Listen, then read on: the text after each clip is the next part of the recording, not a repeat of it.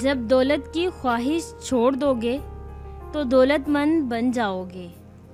بہت ہی کم نظر آیا مجھے اخلاق لوگوں میں، یہ دولت بٹ گئی شاید بہت ہی خاص لوگوں میں۔ وقت اور دولت دو ایسی چیزیں ہیں جو انسان کے اختیار میں نہیں۔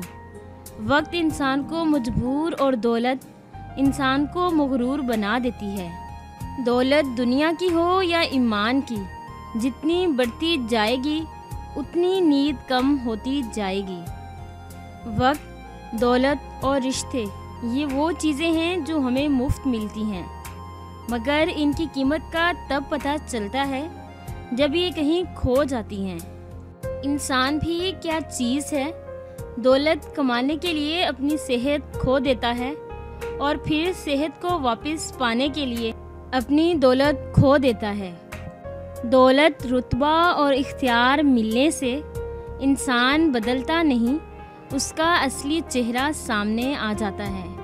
مال و دولت کا انسان کے ہاتھوں سے چلے جانا کوئی نقصان نہیں، بلکہ بڑا نقصان کسی کی نظروں سے گر جانا ہے۔ دولت مٹی کی طرح ہے اور مٹی کو پیروں کے نیچے رکھنا چاہیے۔ اگر سر پر چڑھاؤ گے تو قبر بن جائے گی۔ قبر زندہ لوگوں کے لیے نہیں ہوتی۔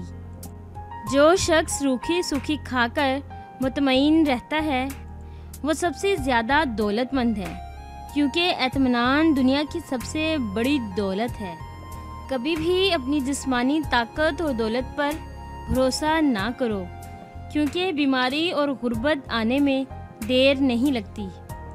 ایک غیبی اصول یہ بھی ہے کہ جو تم تقسیم کرو گے اس کی تمہارے پاس فراوانی ہو جائے گی، پھر وہ دولت ہو، علم ہو، محبت ہو یا آسانیاں۔ آج کا انسان صرف دولت کو خوش نصیبی سمجھتا ہے، یہی اس کی بد نصیبی ہے۔ انسان کی سب سے بڑی دولت اس کا اچھا اخلاق ہے۔ جب اولاد دنیا کی دولت سے امیر بن جائے تو ماں باپ ڈر ڈر کے بات کرتے ہیں کہ کہیں اولاد ناراض نہ ہو جائے، لیکن جب اولاد ایمان کی دولت سے امیر بن جائے تو وہ ڈر ڈر کے بات کرتے ہیں کہ کہیں ماں باپ ناراض نہ ہو جائیں۔ میری غربت اڑاتی ہے میرے فن کا یوں مذاق، تیری دولت نے تیرے عیب چھپا رکھے ہیں۔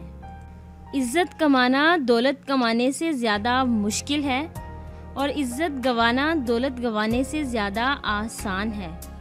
میں جب بھی کسی غریب کو ہنستے ہوئے دیکھتا ہوں تو یقین آ جاتا ہے کہ خوشیوں کا تعلق دولت سے نہیں۔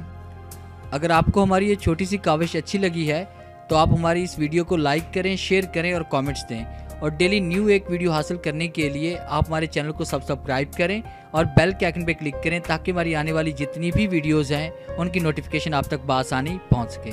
Thanks for watching.